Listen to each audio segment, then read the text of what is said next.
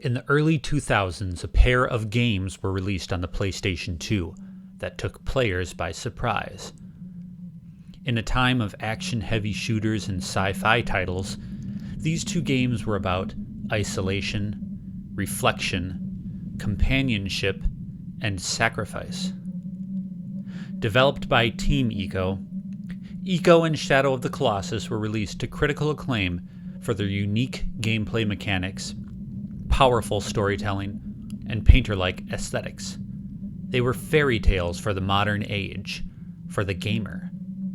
Both telling beautiful stories of two souls tethered together to overcome challenges by bringing out the best in each other. In 2009, the third pillar in this trilogy was announced at E3, set to be released on the PlayStation 3. Again, the theme of companionship was at the forefront. The tale of a young boy and his towering beast companion was shown in impressive fashion, and gamers were excited for the next step in this wonderful series of games.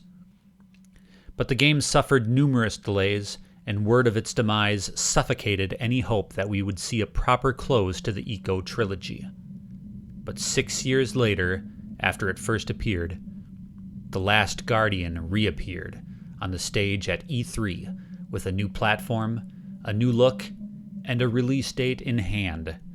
Gamers across the world were finally going to see their fairy tale come to a close.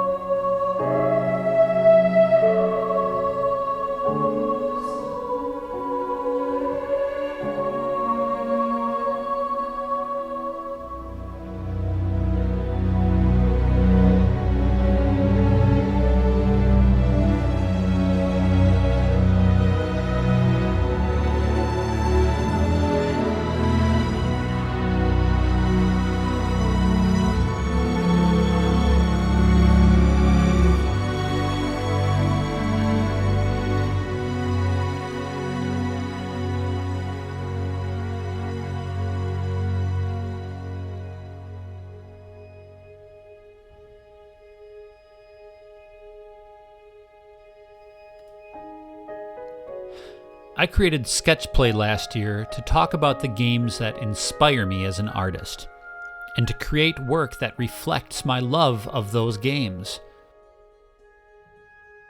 While many of these games feature bold designs, elaborate worlds, and outlandish characters, The Last Guardian is a game that inspires me in a different kind of way. There are some games that reach deep inside of you and affect you in a way that's below the surface. The Last Guardian is definitely a game that falls in that category. The Ico trilogy of games offers an unconventional storytelling that invites players in with its quiet ambience and stoic worlds. Each of these games feature characters who speak with their intentions, not just their words, offering a more intimate connection between the player and their companions.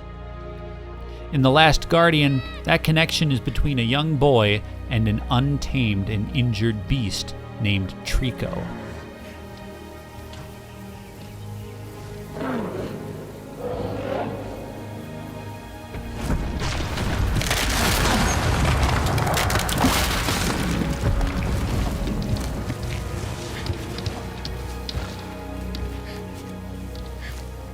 The two start their adventure together, waking at the bottom of a dimly lit chasm, unsure of where they are or how they got there.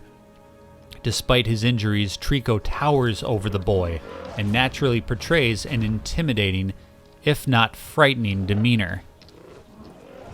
It's a contrasting relationship in many ways. Trico is a massive and powerful creature who depends heavily on the ability and cunning of the small and unassuming child throughout the game.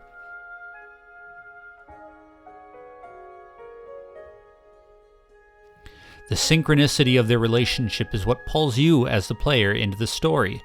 With every harrowing moment that the game throws at you, you become more invested in the journey and the bond between Trico and his friend.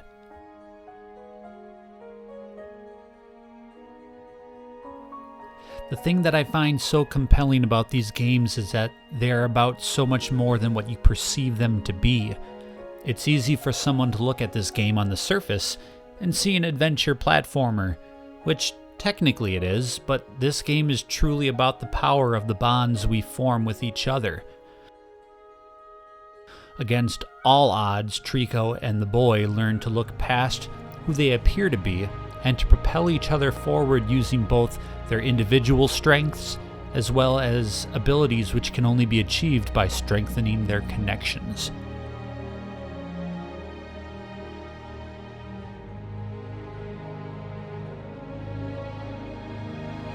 There's something to be said about the message here, especially in this day and age, where it's nearly impossible for us to stop letting our assumptions about others overcome our ability to work together. The Last Guardian is all about finding strength in the heart of the unknown, and it's a lesson most of us could truly take advantage of.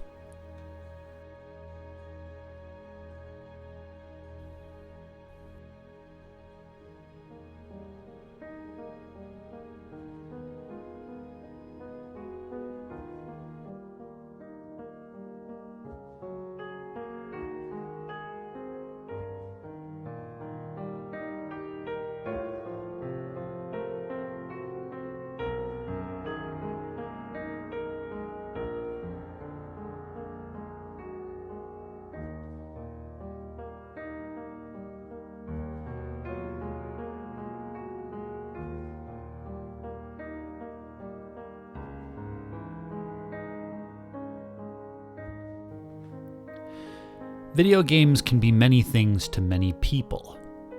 To the people who don't play games and are on the outside looking in, it's so easy to cast judgments on this medium. They see explosions, they see superheroes, big effects, loud music. They see action movies and cartoons.